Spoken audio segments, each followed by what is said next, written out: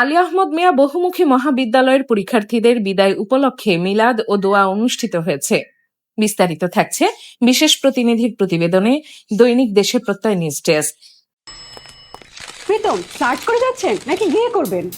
দেশ জুড়ে চলছে জিপি স্টার অফার, সার্চ করলেই সারপ্রাইজ।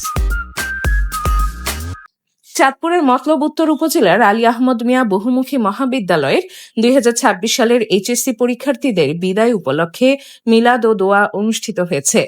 রোববার 28 জুন সকালে কলেজ প্রাঙ্গণে আলী আহমদ মিয়া বহুমুখী মহাবিদ্যালয়ের ভারপ্রাপ্ত অধ্যক্ষ তোফায়েল আহমদের সভাপতিত্বে ও প্রভাষক এনামুল হকের পরিচালনায় আলোচনা সভায় বক্তব্য রাখেন কলেজের দাতা সদস্য মোহাম্মদ নুরুজ্জামান, দশানী মোহনপুর উচ্চ বিদ্যালয়ের ভারপ্রাপ্ত প্রধান শিক্ষক মন্ডু কুমার, কলেজের অভিভাবক সদস্য মোহাম্মদ দেলাওয়ার হোসেন, মোহনপুর ইউনিয়ন যুবদলের সভাপতি মোহাম্মদ কবির তপদার, প্রাক্তন শিক্ষক আব্দুল বাতেন, কলেজ ছাত্রদলের সভাপতি মুন্সি মিনহাজ, প্রভাষক আব্দুল আলিম রহমতুল্লাহ, মঞ্জুর আহমেদ, বিদায়ী শিক্ষার্থী ফারজানা তাবাসুমিতি প্রমুখ।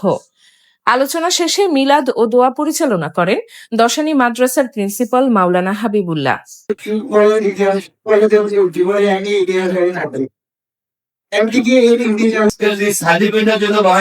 একটা বিশাল ব্যাপার।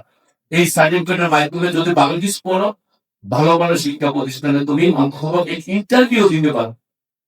টিকা না টিকার ব্যাপারটা পরে, কারণ তুমি যদি স্কুলে ভর্তি না হইতে পারো, তাহলে কি তুমি লেখাপড়া করতে পারবা?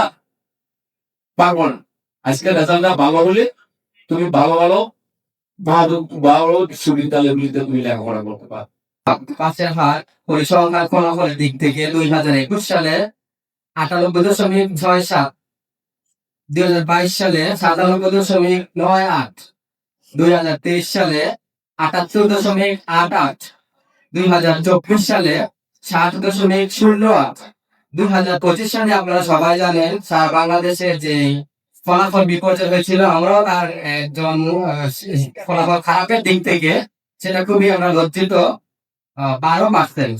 2026 সালে কত হবে সেটা আপনারা সামনে উপস্থিত, সেটা আল্লাহ ভালো জানে।